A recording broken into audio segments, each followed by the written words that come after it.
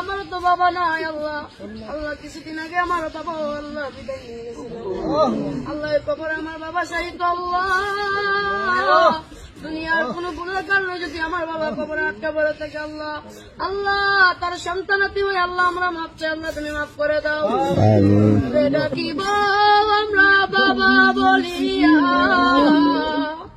কারে ডাকিব আমরা দাদা বলিয়া, ও আল্লাহ কারে ডাকিব আমরা বাবা বলিয়া, কারে ডাকিব আমরা বাবা বলিয়া।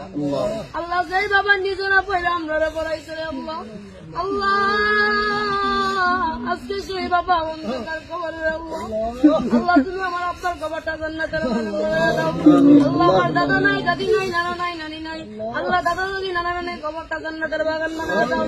আল্লাহ তারা তো দুয়ার আসে বসে থাকে রে আল্লাহ, আল্লাহ তারা দুনিয়া আওলাদ পাঠাইছে আল্লাহ, তারা তো আজকে অন্ধকার কবরে, তারা আওলাদের কাছে আল্লাহ সাহায্য চাই।